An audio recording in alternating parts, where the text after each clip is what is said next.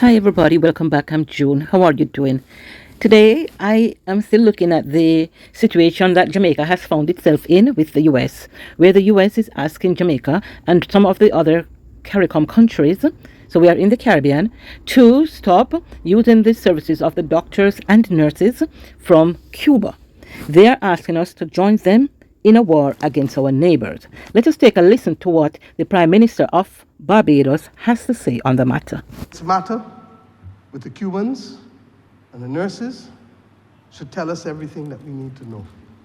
Barbados does not currently have Cuban medical staff or Cuban nurses, but I will be the first to go to the line and to tell you that we could not get through the pandemic without the Cuban nurses and the Cuban doctors. So that was Prime Minister Mia Mottley of Barbados. She said she would be one of the first person to go to the line, to stand at the front of the line, to speak about the importance of the Cuban nurses and doctor during the time of the pandemic.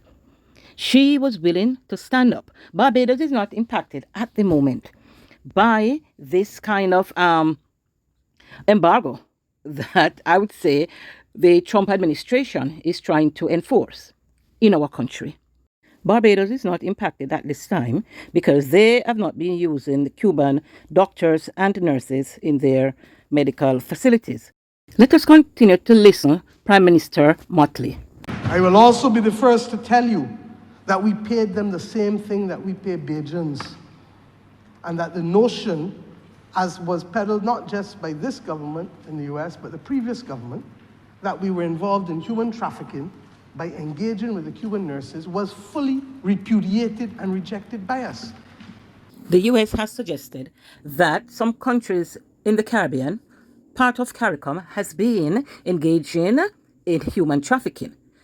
Yeah, that when our country, Jamaica, yes, we do use Cuban doctors and nurses, that when we engage their services, then we are engaging in human trafficking, and that this is illegal. Yeah?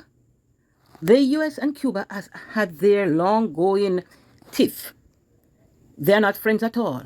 But it is rather surprising at this time that the US would be trying to involve Jamaica and other Caribbean countries in their ongoing dispute with Cuba. Now, I don't believe that we have to shout across the seas, but I am prepared, like others in this region, that if we cannot reach a sensible agreement on this matter, then if the cost of it is the loss of my visa to the US, then so be it.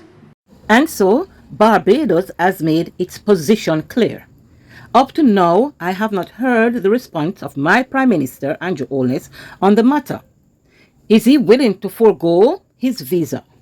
Are other members of his cabinet and other prominent figures in my country, are they willing to sacrifice their visa for the medical sector of this country? Are they willing to do so? I don't know. Then again, what are the other repercussions to all this? If we say no, what else might be in store for us? Let us listen to some more of what Prime Minister Mottley of Barbados has to say. But what matters to us is principles. And I have said over and over that principles only mean something when it is inconvenient to stand by it.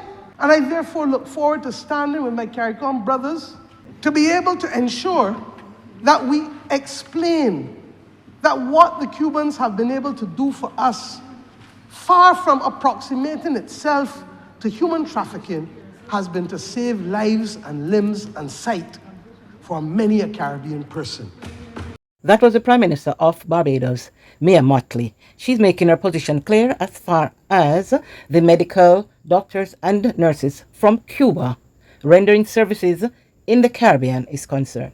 She is saying that their services are very important to saving lives and sight and limbs. That is very important. Give me your feedback in the comment section now. I'm June. I'm in Jamaica. I'll see you in the next video. Bye.